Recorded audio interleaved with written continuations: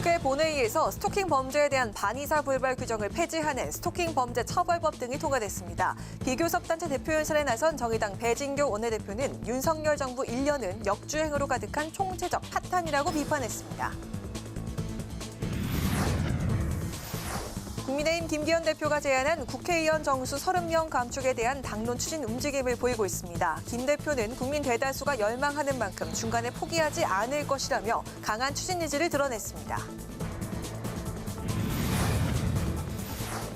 민주당은 대한민국 교육의 최대 리스크는 윤 대통령이라며 수능 관련 발언을 강력하게 비판했습니다. 민주당은 이태원 참사 진상규명 특별법 입법을 당론으로 채택하고 패스트트랙 지정을 추진하기로 했습니다. 전직 의원들의 시각으로 정치권 핵심 이슈를 풀어보는 여의도 정치회전. 여야가 각기 사교육 카르텔과 수험생 혼란을 강조하며 정치 공방으로 번지고 있는 수능 논란의 쟁점과 여야 입장이 엇갈리고 있는 국회의원 30명 감축의 실현 가능성을 짚어보겠습니다.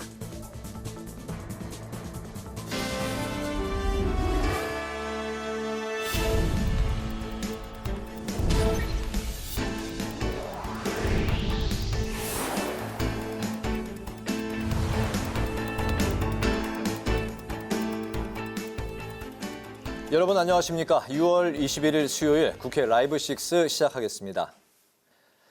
국회가 본회의를 열고 스토킹 범죄 처벌 강화 법안 등 27개의 법률안을 처리했습니다. 배진교 정의당 원내대표는 비교섭단체 대표 발언에 나서 노조 탄압과 의료 공공서비스 후퇴 등 윤석열 정부의 지난 1년을 비판했습니다. 김동길 기자입니다. 오늘 본회의에서는 스토킹 범죄에 대한 반의사 불벌죄 규정을 폐지하는 스토킹 범죄 처벌 등에 관한 법률 개정안이 통과됐습니다. 재석 246인 중 찬성 246인으로서 스토킹 범죄의 처벌 등에 관한 법률 일부 개정 법률안 대안은 가결되었음을 선포합니다. 개정안은 스토킹 범죄에 대해 피해자가 처벌을 원하지 않더라도 가해자를 처벌할 수 있도록 한 건데 이에 따라 앞으로는 합의 여부와 상관없이 스토킹 범죄에 대한 처벌을 할 수 있게 됩니다. 또 SNS 등을 이용해 문자나 사진 등을 보내는 행위도 스토킹 범죄 행위에 포함했고 스토킹 행위자에 대한 위치 추적 전자 발찌를 부착하는 규정도 명시했습니다. 이 밖에 오늘 본회의에서는 불법으로 개설 운영되는 약국에 대한 실태 조사를 의무화하고 위법이 확인된 약국을 공개하는 약사법 개정안과 군 출신 선출직 공무원의 보수가 퇴역 연금액보다 적을 경우 그 차액만큼 연금액을 지급하는 내용의 군인연금법 개정안도 의결됐습니다. 한편 배진교 정의당 원내대표는 비교섭단체 대표 발언에 나서 윤석열 정부 1년은 역주행으로 가득한 총체적 파탄이라고 비판했습니다. 특히 윤석열 정부의 노동개혁은 개혁을 가장한 노조 탄압이라고 목소리를 높였습니다. 말도 안 되는 주 69시간제로 포문을 열더니 노동시장 이중구조를 해결하겠다면서 대기업 노조가 중소기업 노동자를 착취하고 있다는 괴담을 퍼뜨려 노동탄압의 구실로 이용하고 있습니다. 배 원내대표는 기후 위기를 극복하기 위한 사회 생태 국가를 정의당이 제시하겠다며 국가 주도의 대규모 녹색 투자가 필요하다고 강조했습니다.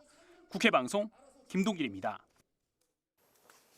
국민의힘이 국회의원 10% 감축안을 통한 정치개혁 드라이브를 걸고 있습니다. 어제 김기현 대표의 연설에 이어 당 내에서도 의원 감축안을 당론으로 추진하려는 움직임이 보이고 있습니다. 비례대표 감축이 가장 유력한 방안으로 거론되고 있습니다. 보도에 남수지 기자입니다. 어제 교섭단체 대표 연설에서 김기현 국민의힘 대표가 국회의원 30명 감축을 정치개혁 과제로 강조한 가운데 당 내에서는 당론 추진 여론전에 나섰습니다. 김 대표는 어제에 이어 오늘도 국회 기득권을 내려놓는 것이 국민 열망이자 국회 경쟁력 제고 방안이라고 강조했습니다. 국민들의 대다수가 열망하고 있는 것이니만큼 국회의원 숫자를 10% 감축하고 더 열심히 생산적인 결과를 만들어내는 의정활동을 한다면 우리 국회가 보다 경쟁력이 높아져서 국민들의 사랑을 받을 수 있도록. 국민의힘 의원들은 의원 감축안에 공감대를 형성하며 당론 추진에 힘을 싣고 있습니다. 의원 정수 축소를 놓고 아직 정식 당론 의결 절차는 없었지만 이미 이와 관련된 논의가 최고위원회 차원에서 진행된 바가 있고 지도부가 전체적으로 공감했다는 겁니다. 여당은 앞서 선거제 개편 관련 전원위원회부터 비례대표 감축을 주장한 만큼 비례대표 축소를 놓고 논의에 들어갈 것으로 보입니다. 저번에 이제 선거제 개편에서 전원위에서 열렸던 부분에 있어서 우리 당 의원님들이 계속해서 이제 비례대표를 축소하자, 그다음에 감소하자 이런 것들을 주장해. 일각에서 의원 정수 축소를 두고 내년 총선에서 중도층 표심을 잡기 위한 승부수란 지적에 대해선 정치 공학적으로 볼 일이 아니라고 선을 그었습니다. 그러면서 만약 더불어민주당이 국민들이 바라는 의원 감축안을 반대한다면 결국 국민 심판을 받게 될 것이라고 말했습니다. 이에 민주당은 의원 정수 감축은 포퓰리즘이라며 김 대표가 정치개혁이 아닌 정치 불신을 조장한다고 비판했습니다. 국회 방송 남수지입니다. 더불어민주당은 대통령 말 한마디에 교육 현장이 쑥대밭이 됐다며 정부의 수능 킬러 문항 제외 방침이 무책임한 정책의 연속이라고 비판했습니다. 박광온 원내지도부에서 연 첫 정책의총에선 이태원 참사 진상규명 특별법을 당론으로 채택하기도 했습니다. 김동희 기자입니다. 더불어민주당은 윤석열 대통령의 대학 수학능력 시험 관련 발언 논란에 대해 비판 수위를 높였습니다. 대통령 말 한마디로 교육 현장이 아수라장이 돼 수험생과 학부모는 속이 타는데 정부와 국민의힘은 책임론 축소를 위해 대통령 두둔에 나섰다고 질타했습니다.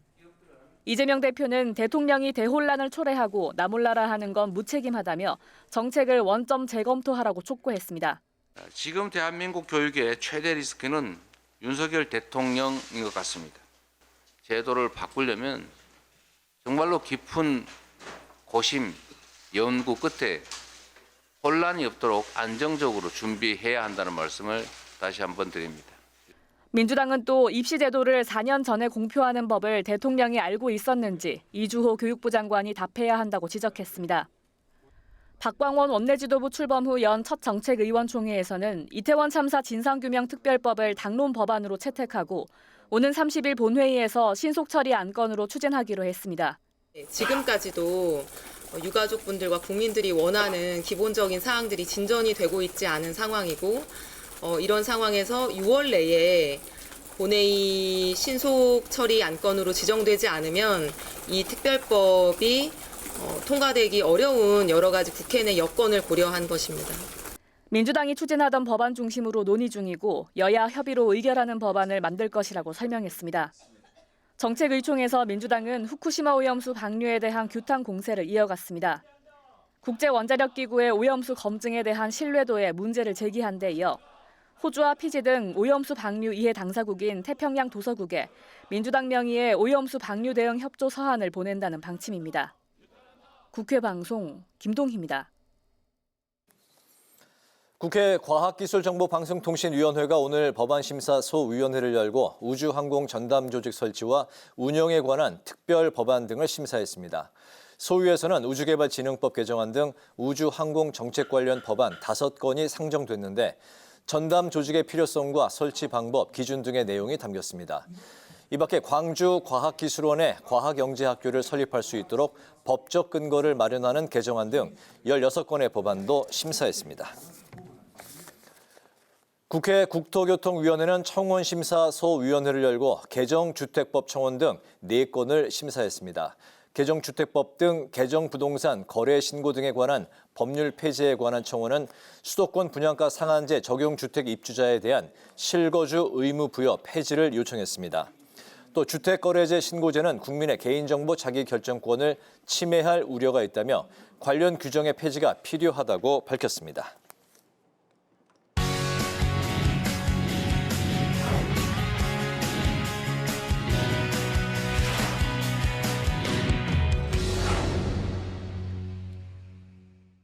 네, 이슈 분석 오늘은 장정현 기자와 좀 더 짚어보겠습니다. 장 기자 반갑습니다. 안녕하세요. 네, 이번 6월 국회 그리고 지난주 대정부 질문에 이어서 이번 주 교섭단체 대표연설이 진행이 됐습니다. 공식적인 자리에서 그야말로 그 여야 설전이 계속되고 있는데 우선 그 여야 대표들 발언부터 좀 살펴볼까요? 그렇습니다. 지난 이틀간 본회의장에서는 그야말로 여야 대표 간 설전이 오갔는데요.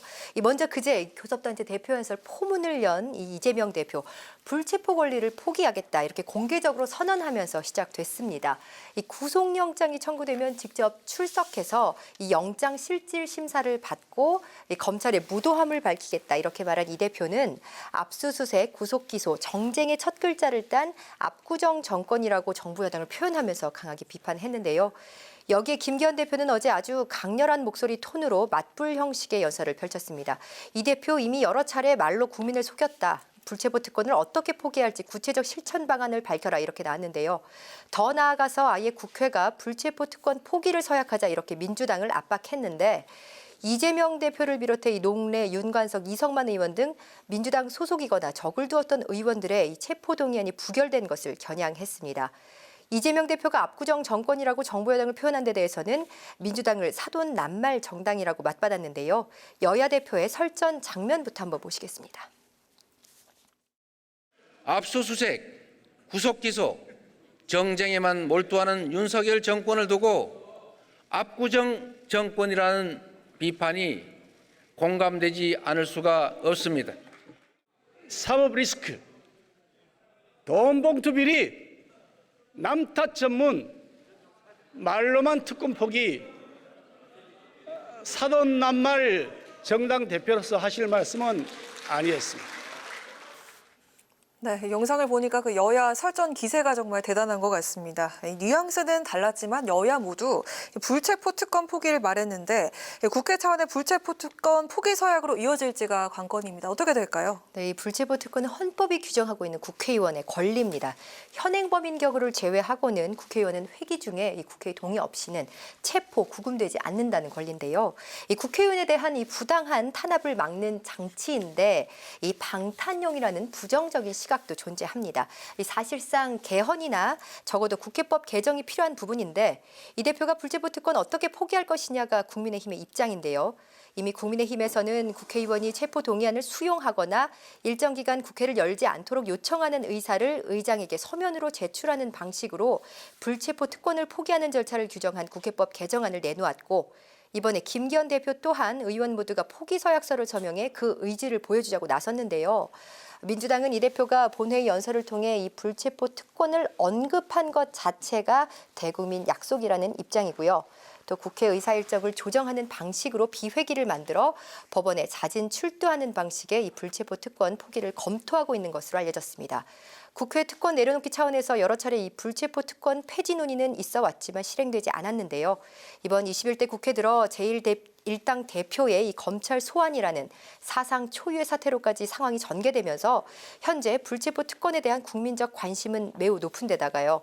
이 내년 총선을 앞둔 상황, 국회에 대한 국민 신뢰를 회복하기 위해 여야 정치권이 불체포 특권 포기를 어떻게 실천할지 지켜봐야 할 것 같습니다. 네, 교섭단체 대표 연설을 통해서 그 여야 대표가 각각 그 전현 정권에 대한 비판이 아주 거셌던 것 같습니다. 그렇습니다. 이재명 대표 1년을 넘긴 윤석열 정권에 대해 다음과 같이 평가했는데요.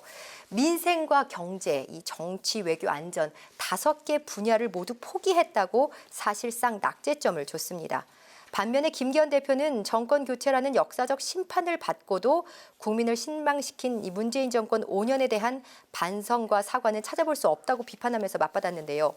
내년 총선을 앞두고 있는 만큼 현 정부에서의 각종 위기 상황의 원인을 전 정부에서 찾는 여당과 또 현 정부 책임론으로 응수하는 야당, 정당 회의나 이 상임위 현장에서도 주고받는 발언들인데요. 양당 대표들에게서도 계속되는 전현 정부 책임론 들어보시겠습니다. 소유성 실험에서 자영업 줄폐업시켰죠? 집값 폭등시키지 않습니까? 전월세 대란 만들었지 않습니까? 그래서 국민을 좌절시킨 정권, 어느 당 정권입니까? 정권 교체라는 역사적 심판받았죠? 그러고서도 쇄신은커녕 퇴행의 길을 이렇게 끝까지 고집하실 겁니까? 새 정부 출범 1년 만에 눈 떠보니 후진국이라는 말이 유행을 하게 됐습니다.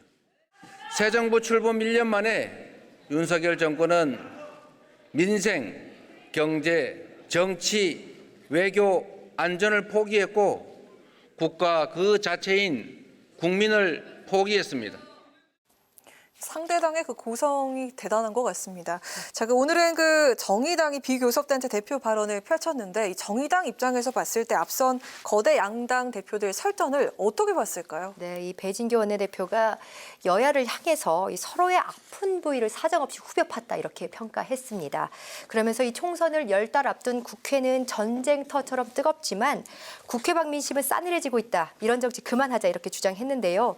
비례성과 대표성의 확대 원칙에 따라 선거제도를 개선하자고도 강조했습니다. 관련 발언 들어보시겠습니다. 또 거리에서 큰절하면서 이번 한 번만 살려달라고 싹싹 빌으시겠습니까? 일단 다수당만 만들어주면 잘할 수 있다고 또 거짓말 하시겠습니까? 이런 정치 이제는 그만합시다. 타협과 승복이 가능한 정치 환경을 만들기 위해 단 한 번의 타협으로 선거제도를 개선합시다. 네, 이 후쿠시마 오염수 방류 등의 굵직한 현안으로 6월 국회 이제 연일 가시밭길인데요. 이 곳곳에서 정부 여당과 야당의 설전 또 격돌은 이어지고 있습니다. 지난주 대정부 질문에서도 이 방송통신위원장 내정설이 도는 이동관 전 청와대 홍보수석과 관련해 고민정 민주당 의원과 한덕수 국무총리 간 이 강한 설전이 오갔는데요. 오는 9월 시작될 정기국회 또 국정감사, 내년 총선 승기를 잡아야 하는 여야가 아주 뜨겁게 격돌할 것으로 전망됩니다. 네, 오늘 이슈 분석 여기까지 듣겠습니다. 장정현 기자 고맙습니다.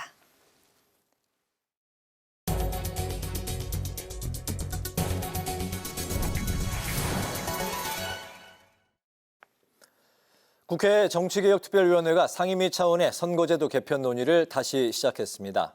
초당적 정치개혁 의원 모임 등 선거제도를 조속히 개편해야 한다는 요구도 계속되고 있는데요. 하지만 실질적인 협상을 위한 여야 당론조차 정해지지 않아서 6월 개편은 힘들어 보입니다. 보도에 임채원 기자입니다. 초당적 정치개혁 의원 모임과 정치개혁 2050은 이번 달까지 국민의힘과 더불어민주당이 선거제도 개편안을 도출할 것을 촉구했습니다. 공직선거법에 따라 국회가 선거 1년 전인 올해 4월 10일까지 국회의원 지역구를 확정해야 했는데 이미 2달이나 넘겼다며 초당적 의원 모임은 양당이 구체적인 협상 일정과 시한을 약속할 것을 요구했습니다. 2024년 국회의원 총선거가 혼란 없이 이루어져 유권자의 표심이 정확하게 국회에 반영될 수 있도록 선거제도 개편 로드맵을 확정해 주십시오. 정치개혁 2050은 편법 위성정당을 만들지 않겠다는 선언도 함께한다고 강조했습니다. 초당적으로 정치개혁을 약속했던 만큼 양당은 적어도 편법 위성정당을 만들지 않겠다는 선언을 하십시오. 국회 정치개혁특별위원회는 지난달 6일과 13일 실시한 500인 수기 공론조사 결과를 보고받고 선거제도 개편 논의를 다시 시작했습니다. 정개특위는 내일 소위원회를 가동해 비례대표제 개선 방안을 논의할 예정인데 정당별로 당론이 정해진 것은 아니지만 여야는 비례대표 비율과 의원 정수를 두고 첨예하게 대립하고 있습니다. 국민의힘은 비례대표를 축소해 의원 정수를 줄이자는 입장입니다. 비례대표 확대 여론이 높게 나온 정개특위 공론조사 결과에 대해서도 500명이 아닌 5천만 국민의 의식이 어떤가도 중요하다고 밝혔습니다. 그런데 중요한 거는 최종적으로 국회에서 선거법 결론 내릴 때 의사는 그 500분의 의사가 아니고 공론이 아니고 5천만의 의사거든요. 반면 민주당은 비례대표 비율과 의원 정수를 늘려야 한다는 의견입니다. 지역을 대표하는 것도 중요하지만 비례대표를 확대해 전국적인 일을 통합해 추진하는 균형성도 중요하다고 강조했습니다. 국민들이 토론 과정에서 그렇게 비례대표도 적절한 비율로 좀 확대되는 게 정치가 혁신되는데 더 낫지 않겠느냐 이런 이제 의견을 가지신 것 같아요. 이처럼 여야가 선거제 개편과 관련해 입장 차이가 크고 아직 당론을 모으지 못하고 있어서 6월 개편안 마련은 사실상 어려워 보입니다. 국회 방송 임채원입니다. 김진표 국회의장은 오늘부터 7박 9일 일정으로 피지와 뉴질랜드를 공식 방문합니다. 이번 방문은 정부 차원의 한 태평양 도서국 정상회의에 이어서 의회 차원의 고위급 외교를 통해 피지와 뉴질랜드와의 호혜적 관계를 강화하기 위한 것입니다. 김 의장은 2030 부산 세계 박람회에 대한 지지 기반 확보에 방점을 두고 적극적인 홍보와 설득 노력을 펼칠 예정입니다. 국회가 보좌진의 직급을 변동할 때 보좌진 본인의 사직원이 필요하지 않도록 규정하고 있다는 언론 보도에 대해 국회 사무처는 제도 개선이 완료됐다고 해명했습니다. 국회 사무처는 올해 4월 28일 동일 의원실 내에서 직급 변동이 있는 경우에도 보좌직원 본인의 사직원을 필수 서류로 제출하도록 국회 별정직 공무원 인사 규정을 개정해 시행하고 있다고 밝혔습니다. 그러면서 앞으로 유능한 보좌 직원이 국회로 유입돼 의정 활동을 안정적으로 지원할 수 있도록 보좌 직원의 근무 환경과 제도를 지속적으로 개선 정비해 나갈 계획이라고 말했습니다.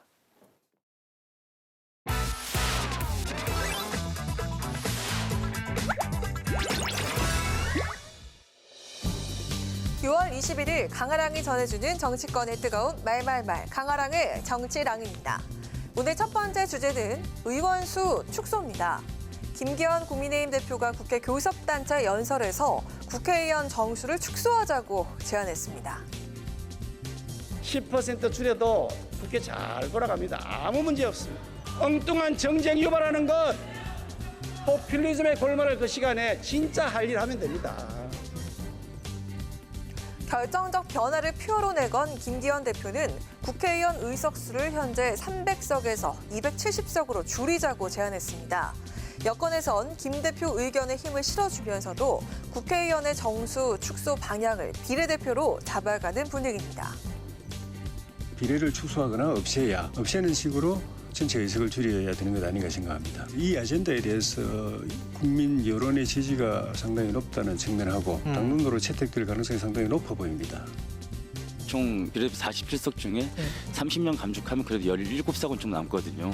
국회의원들이 사실상 국민들한테 좀 불신을 가지고 있잖아요. 그리고 반성의 의미에 있어서 축소를 좀 해야 되지 않을까 생각합니다. 정치개혁 TF 단장을 맡은 심상정 정의당 의원, 김 대표 주장에 반대하고 나섰습니다. 국회를 소수가 지배하는 귀족 국회로 만드는 것은 결코 정치개혁이 될 수 없다고 지적했습니다. 송갑석 민주당 최고위원 역시 김 대표 발언을 비판했는데요. 얄팍한 국민 여론에 기대서 의원 정수를 삭감하는 주장을 내놨던 것입니다. 얄팍한 국민 여론에 기대서 의원 정수를 삭감하겠다, 축소하겠다. 우리 국회에서 이미 300명 의원님들이 몇십 년 만에 전원위원회를 통해서 다양한 이야기를 했었고 무책임한 제안들이다라고 생각을 합니다. 일단 반대하시는 겁니까? 네, 맞습니다. 헌법에선 국회의원의 수는 법률로 정화돼 200인 이상으로 규정하고 있습니다. 공직선거법 개정을 통해 의원 수 변경이 가능한데요. 의원 수가 달라진 과거 사례를 살펴보면요. 200명으로 시작한 1948년 재연국회 이후 국회의원 수는 꾸준히 증가세를 보여왔습니다. 선거를 앞두고 의석수 감축에 대한 논의는 여러 번 있어 왔지만 실제로 의원 수가 줄어든 건 2번인데요. 26석이 줄어든 16대 총선 당시를 떠올려 보면 IMF라는 국민적 위기 속에서 고통 분담 차원으로 의석수를 축소한 겁니다. 그마저도 17대 총선에서 299석으로 바로 회복이 됐습니다. 특권 내려놓기 차원에서 제안된 국회의원 의석수 축소 방안 실현될 수 있을지 지켜봐야겠습니다. 자, 이어서 두 번째 주제는 부산 엑스포입니다. 프랑스 파리에서 열린 국제박람회 기구 총회에서 2030 엑스포 개최지 후보국 간의 경쟁 프레젠테이션이 진행됐습니다. 부산 엑스포 유치에 나선 윤석열 대통령이 직접 무대에 올라 연설했습니다. The World Expo Busan will be a solutions platform addressing humanity's complex and urgent challenges. Busan is ready. We are united. Let's transform our world and navigate toward a better future. See you in Busan in 2030. Thank you. 네, 윤 대통령은 9분 동안 영어 연설을 이어갔습니다. 우리는 준비된 후보국이라고 강조하면서 2030 세계박람회 부산 유치를 호소했습니다. 자, 이를 두고 여권에선 호평이 쏟아졌습니다. 현대의 국가 원수들은 해외에서 국가 이익을 위해서 정말 세일즈맨이 돼야 합니다. 저는 이제 그런 실천적인 모습을 제대로 보여주셨다고 보고요. 윤 대통령이 국민에게 약속했던 대한민국 제1호 영업사원을 행동으로 실천했다며 칭찬을 아끼지 않는가 하면 보답 키워드로 세계 감동을 선사했다며 유치의 자신감을 보였는데요. 민주당에서도 잘한 것은 잘했다고 해야 한다면서 호평이 나왔습니다. 4선 중진의 우원식 의원은 윤 대통령이 부산만이 가지고 있는 강점을 잘 설명한 것 같다면서 세계적인 공감대와 차별화 콘텐츠를 언급한 부분도 좋은 결과로 이어지지 않겠냐면서 기대감을 드러냈는데요. 잘한 거는 잘했다고 그래야죠. 윤석열 대통령이 미래와 약속 보답이라는 키워드로 부산만이 갖고 있는 장점을 잘 설명한 것 같습니다. 세계인이 주목하고 있는 K 콘텐츠 이런 것들로 충분히 차별화되는 문화적 자산도 있기 때문에 저는 뭐 충분히 해볼 수 있다. 이런 가운데 김건희 여사도 프랑스 현지 외신 기자들을 만나서 부산 엑스포 유치 전에 힘을 보탰습니다. 대한민국은 현재 엑스포 유치 기대로 뜨겁고 부산은 더욱 뜨겁다면서 국민들의 열망을 표현했습니다. 이 자리에서 김 여사는 외신 기자들에게 돌아와요 부산항해를 들려주는가 하면 믹스커피를 가리키면서 과거 예술가들이 다방에서 즐겼던 커피이자 오늘날 한국의 대표적인 음료라고 소개하기도 했다고 하죠. 2030 엑스포 개최지는 11월 말 총회에서 179개 회원국의 투표로 최종 결정이 됩니다. 국민들의 열망을 담아서 부산에서 엑스포가 개최되길 간절히 소망해봅니다. 지금까지 강하락의 정치랑이었습니다.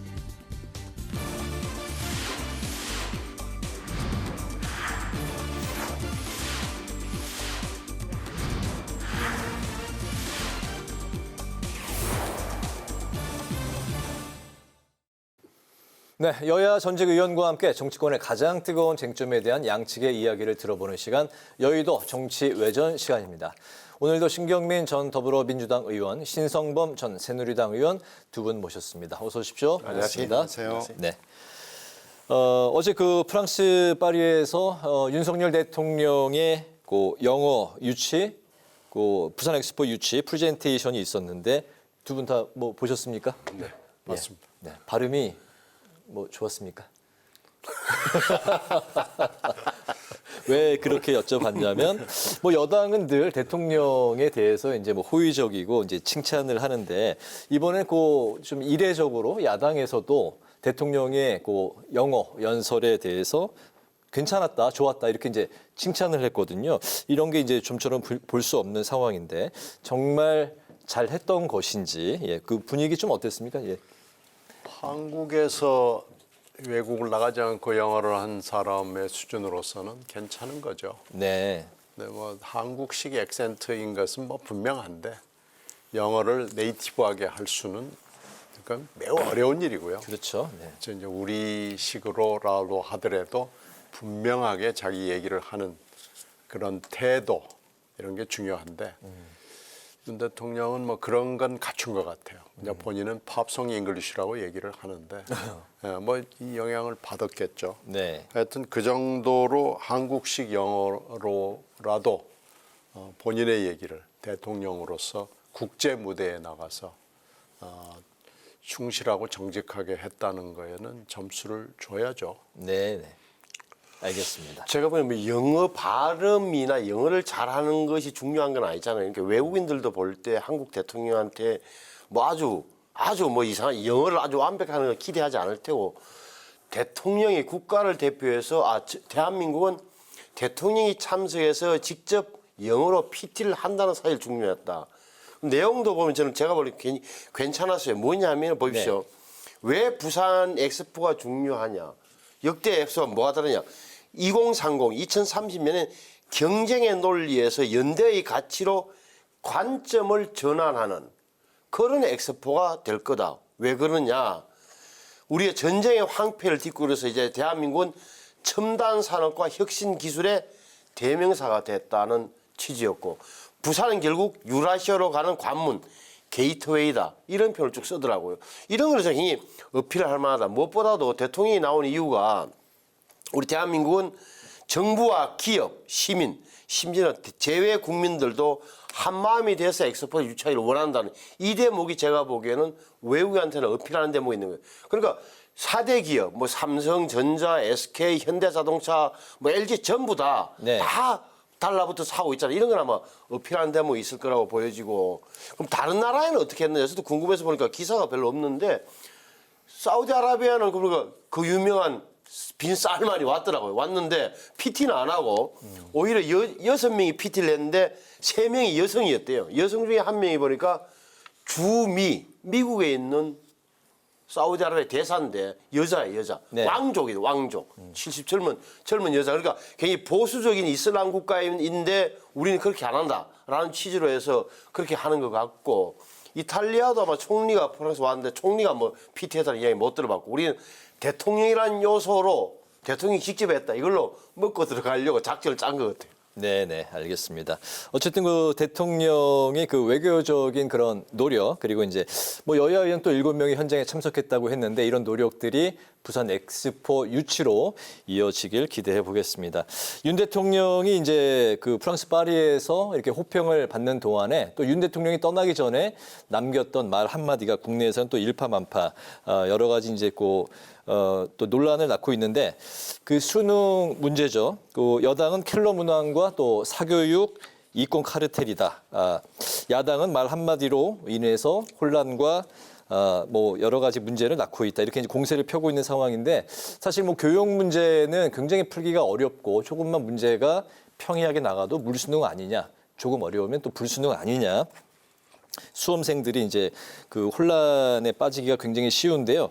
이게 지금 그 문제가 되고 있는 건 또 정치 공방으로 이어지는 게 아니냐 이런 그 논란입니다. 과연 이 사안을 어떤 시각으로 살펴보고 또 짚어봐야 될지 좀 말씀 좀 들어볼까요? 아니 이게 지금 처음에는 대통령의 얘기고 그 다음에는 이제 교육부 장관이 그걸 풀어서 얘기하고 그러면서 혼선이 커졌는데요. 네. 교육 문제는 사실은 교육 문제로서도 복잡하고 매우 어려운 난제인 그건 분명히 있죠. 근데 이건 노동시장의 문제하고 연결돼 있고 우리처럼 나누고 뭐 이렇게 차별하고 하는 문화가 굉장히 극심한 이런 문화에서는 이 문화하고도 또 연결이 돼 있는 부분이 있거든요. 네.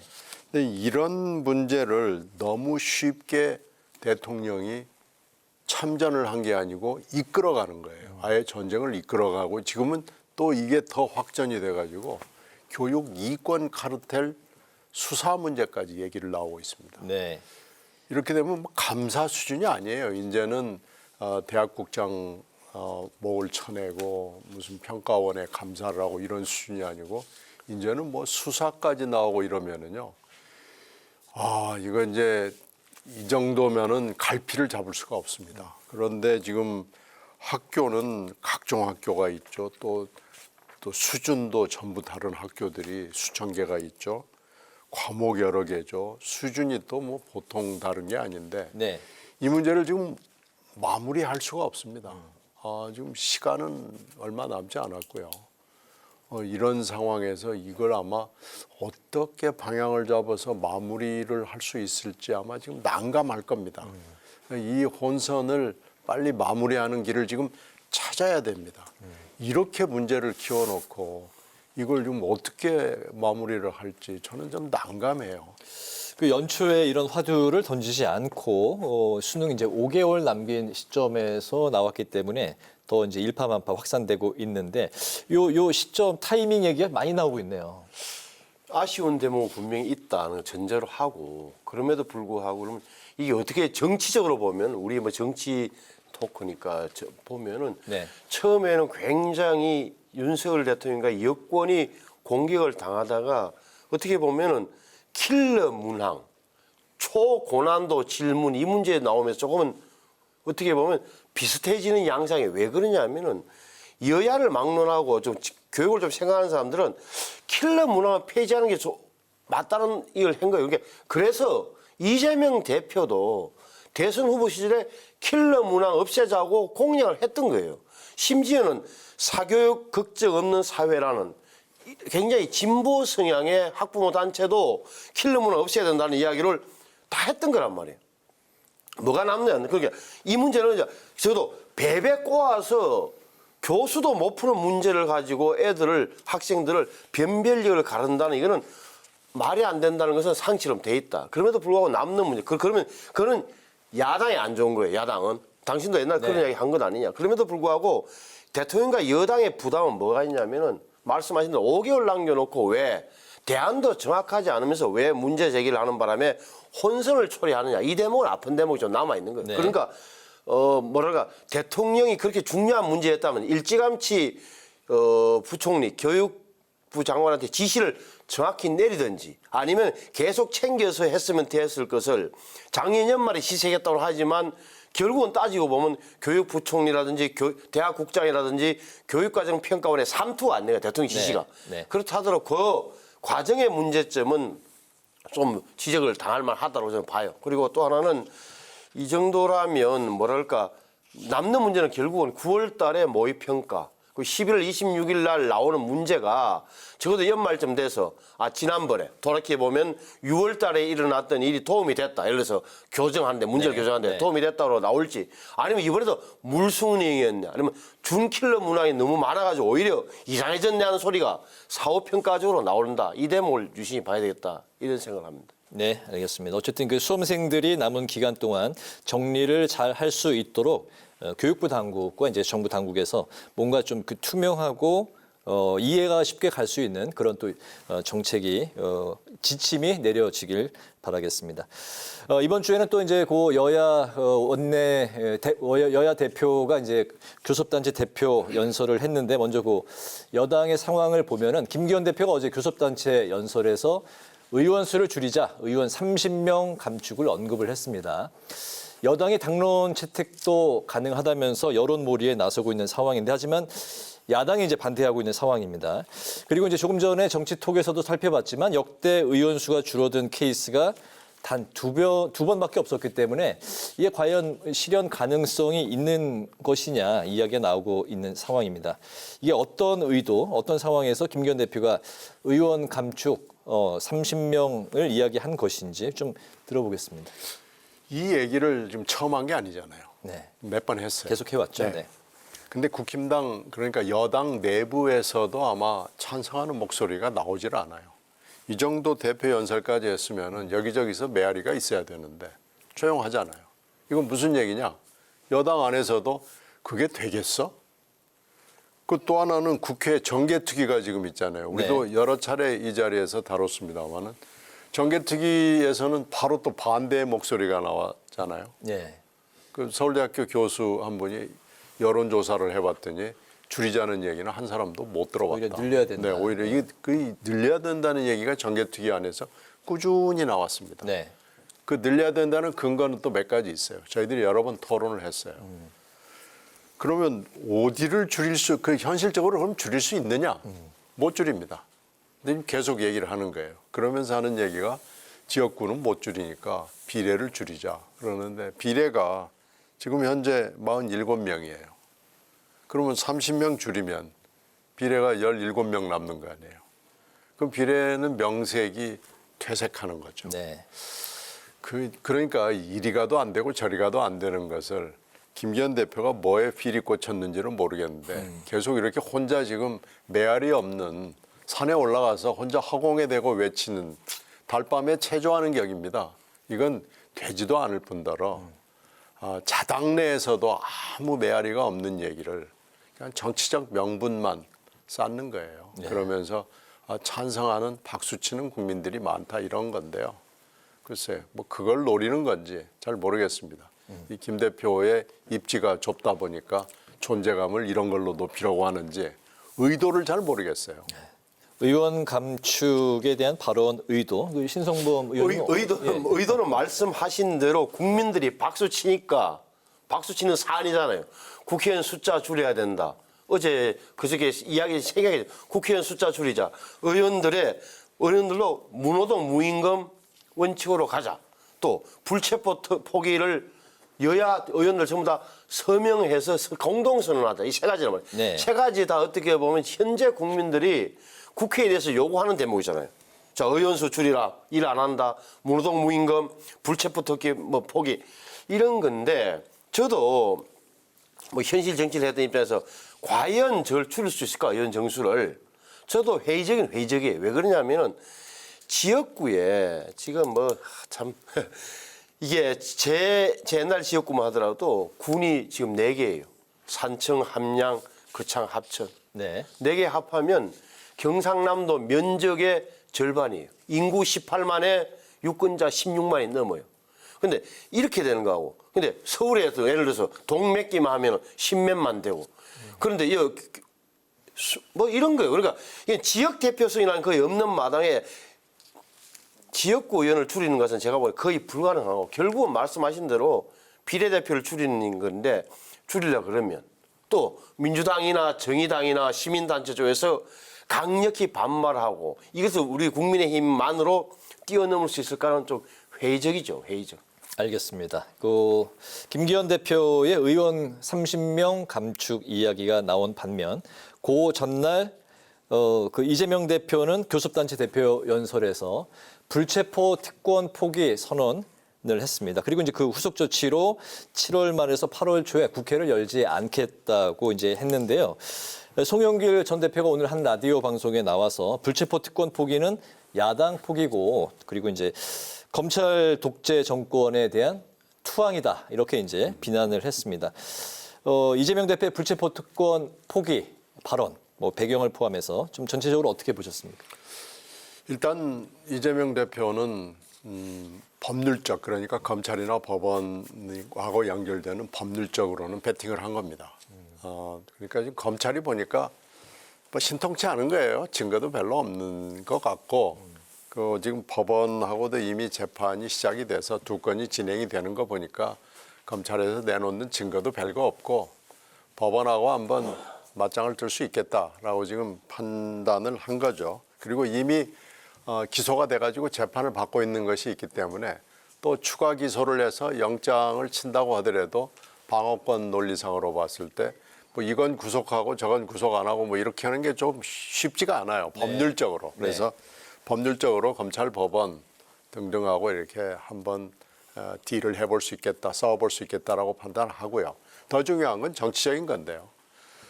지금 비명이나 반명 쪽의 얘기는, 그래, 부결시켜줄 테니까, 체포동의안이 오면 부결시켜줄 테니까 대표는 좀 물러나 주라라는 게 있잖아요. 근데 그거에 대해서 딱 못을 박은 겁니다. 네. 일단 신세 질 일 없다. 나는 내 길을 갈 테니까 당신들하고 신세 질 일 없고 이재명의 길을 가겠다. 그러니까 하여튼 당에서 내 자리를 가지고 대표직을 놓고 공천권을 놓고 이런저런 얘기는 안 해줬으면 좋겠다라고 결별 선언을 한 거라고 봅니다. 이게 굉장히 중요한 의미가 있다고 봐요. 네. 어제 출연했던 국민의힘의 이태규 의원 같은 경우는 이재명 대표 이 발언에 대해서, 그렇다면 지난번 체포 동의안서부터 다시 청구하라고 본인 스스로 요청을 해라, 이런 이야기까지 이제 했는데, 민주당은 현재 한동훈 장관이 7, 8월에 이재명 대표에 대해서 영장을 청구하라, 이렇게 이제 이야기까지 나오고 있네요. 지금 방금 신경민 전 의원께서 말씀하신 게 제가 봐도 굉장히 중요한 포인트가 숨어 있는 거예요. 그러니까 어떤 모든 정치적인 노림수가 있지만 이재명 대표의 계산은 다 끝난 거예요. 무슨 끝났느냐. 그러니까 이번에 넘어오면 2차로 체포동의안이 국회로 넘어오면 다 가결될 가능성이 엄청 높아졌다는 사실을 누구보다 아는 게 당내 분위기상. 네. 4연속에서 5연속 방어는 현실적으로 어렵다는 사실을 알아요. 그러니까 선제적으로 내가 가결당하느니 찬성당하느니 법원에 가서 한번 실험을 해보겠다. 법원의 실험도 가만히 가능성을 따져보니까 영장실질심사가 기각될 가능성이 높다는 것도 판단을 내린 거다. 그걸 전제로 하고. 그러면 좋은데 남는 건 뭐냐 그러면 이 대표가 말하는 불체포 특권을 실제로 실현하기 위해서는 어떤 조치가 돼야 되냐. 보십시오. 이거는 첫째, 만약에 회기 중에 체포 동의안에 넘어오면 민주당은 당론으로 이재명 의원 체포 동의에 당론을 해줘야 돼요. 다 참석해서 네. 우리 대표님이 원하시니까 자 가결로 갑니다. 동의합니다. 찬성합니다. 잡혀가십시오. 라고 해줘야 된단 말이에요. 두 번째, 회기에 아니라면 그 타이밍에, 회기 아닌 타이밍에 검찰이 체포 동의안을 내서 그냥 본인이 다소곳이 가서 법원에 가서 영장실시사를 받는 건데 그거는 검찰에서 이 회기 안년은 7말 8초에 영장을 치겠냔 말이에요. 그 자기들이 일정이 있을 텐데. 또 하나 결정적인 말씀하시지만 왜 지난번에 그렇게 대선 때 분명하게 불체포 특권 포기라고 공약해놓고는 지금까지는 누려왔잖아요. 지금까지 5명이 됐는데 체포동의안 처리가. 네. 민주당 4명은 살았잖아요. 자, 노웅래, 이재명, 윤관석, 이성만. 하영재, 국민의힘만 가결됐고 통과됐고. 이런 대목은 분명하게 지금 이재명 대표가 이야기하는 이 불체포 특권 포기 선언이 굉장히 정략적임을 웅변하고 있는 거예요. 네, 알겠습니다. 다음에 그 민주당 혁신위 이야기로 넘어가 보겠습니다. 출발부터 이제 좀 삐걱대고 있다는 평가도 나오고 있는데 혁신위가 친명계 일색이다 이런 평가도 나오고 있는 반면에 또 현역 의원 3명의 인선을 지도부가 요구를 했는데 김은경 위원장이 생각보다 단호하다. 그래서 이제 반대에 부딪혔다. 이런 이야기도 나오고 있습니다. 예상보다 좀 강단 있는 모습이 아니냐. 그리고 이제 김 위원장 이제 본인이 가죽을 못 끼고 또 뼈를 깎는 그런 혁신을 하겠다. 혁신이가 과연 이제 어디까지 역할을 할 수 있을지 전면적인 혁신을 하겠다. 뭐 여러 가지 이제 이야기를 뭐 하고 있는데 특히나 이제 공천에 관한하는 공정하고 투명한 시스템을 만들겠다. 이런 또 의지도 밝혔습니다. 전반적인 현재 그 민주당의 혁신이 좀 이야기를 들어볼까요? 그래서 이제 뭐 뼈를 깎는 어쩌고 하다 안 되니까 가죽을 하나 더 덧붙인 것 같은데요. 말은 지금 그렇게 나온 거죠. 근데 김은경 이분이 처음에 말 실수를 한 게 저는 두고두고 남을 것 같아요. 어떤 겁니까? 그 경향신문과의 인터뷰에서 검찰이 돈봉투 사건을 좀 뭘 만든 느낌이 좀 네. 있다 그렇게 얘기했는데 말은 바꿨더라고요. 뭐 사적으로 한 이야기였다. 그건 사적으로 한 거고 기록을 봤더니 그게 굉장히 심각한 문제더라고. 아마 누가 지적을 하고 여러 군데서 아마 혼나서 뭐 좀 피가 났겠죠. 그러니까 말을 바꾼 것 같은데요. 이제 이런 말은 저는 중요하지 않다고 보고요. 누가 혁신위원이 됐느냐, 그리고 그 사람들을 누가 추천을 했느냐라는 게 중요하다고 봐요. 근데 혁신위원들을 지금 전부 다 한 건 아닙니다. 아직 몇 명 민간 쪽에를 더 추가한다고 그러니까요. 네. 의원들은 더 이상 추가하지 않겠다고 그랬어요. 그러니까 당내 인사는 지금 현역 의원 1명하고 원외 직구당 위원장 1명에서 2인데 지금 현재 위원장의 멘트로 보면은 더 이상의 당내 인사는 없다라고 얘기를 하는 걸로 읽혀요. 네. 그렇다면 당내 인사가 굉장히 중요한 게 회의를 주도할 가능성이 매우 높습니다. 그런데 그 당내 인사 2사람이 친명의 핵심이에요. 그래서 그리고 또 당 외에서 들어온 민간에서 오신 분들도 친명이라고밖에 해석이 되지 않는 분들이 들어와 있어요. 거의 대부분이. 그러면 이 혁신위는 뭐 혁신이라기보다는 그냥 친명위원회로 전락이 될 가능성이 굉장히 높습니다. 그래서 당 내외에 별 기대라고 그럴까요? 그런 게 좀 없는 것 같고요. 저는 개인적으로 무관심합니다. 네, 그래서 아마 틀림없이 이재명 대표의 그 어떤 수주를 받아서 이 어젠다를 좀 해주세요라는 것을 관철시킬 혁신위가 될 가능성이 높기 때문에 이 혁신위가 계속해서 국민들의 관심 또 당의 관심을 받을 수 있을지 저는 매우 회의적으로 봅니다. 알겠습니다. 이게 비대위가 아니고 혁신위라는 자체가 좀 처음부터 그 생겨날 때부터 대표로부터 이게 자유로울 수 없지 않는 거 아니냐 뭐 이런 그런 이야기도 그러니까 혁신위라는 게 전권을 주느니 마느니 말은 많았지만 결국은 혁신위에서 논의된 게 최고위원회에서 올라가서 최고위원회에서 오케이 해야 되는 건다. 다만 최고위원회에서는 최대한 많이 반영할 게 이 정도 상황 아니겠어요. 근데 저는 좀 면면을 잘 모르지만 언론 보도를 보면 7명 가운데 6명은 이재명 대표와 다 연이 있는 사람들. 어떤 사람은 이재명 후보의 대리인으로서 대통령 후보 등록을 한 사람도 있고 공동선대 도당에 있던 사람도 있고 이런 이야기를 보면 고개는 갸우뚱거리는 대목이 있다. 결과적으로 보면 지금 김은경 혁신위 팀이 무엇을 할 수 있을까? 목표가 뭐냐? 그도 말씀드리지만 제가 보기에는 실용과 어떻게 보면 중도 노선으로 복귀예요. 이게 아니면 제가 민주당이 과연 혁신을 할 수 있을까 생각이 들어요. 혁신의 요체는 그거일 텐데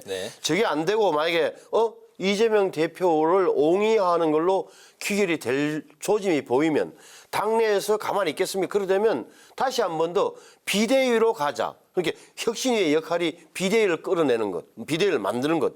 이렇게 또 비화될 저는 여지도 좀 남아있는 것 아니냐. 남해당 이야기는 합니다만 그렇게 조심스럽게 전망을 하려고 합니다. 알겠습니다. 마지막 이야기는 좀 짧게 들어볼까 합니다.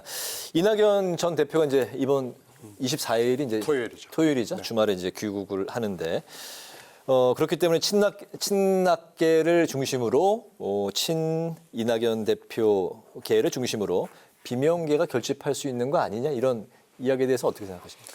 뭐 가능성이 충분히 있죠. 그리고 지금 뭐 존재감 자체가 분명히 있으니까요. 워싱턴에 있는 거하고 서울에 있는 거하고는 전혀 다르겠죠. 그리고 특히 지금 이재명 대표가 월요일 날 불체포 특권을 포기하겠다고 선언을 했고 화요일 날 혁신위를 띄운 마당에 어떻게 보면 이낙연 대표의 귀국에 앞서서 여러 가지 조치를 취한 것으로 보여요. 그래서 일단 포문이나 선전포고는 이재명 대표가 먼저 열었다. 저는 그렇게 봅니다. 네, 신성범 의원님.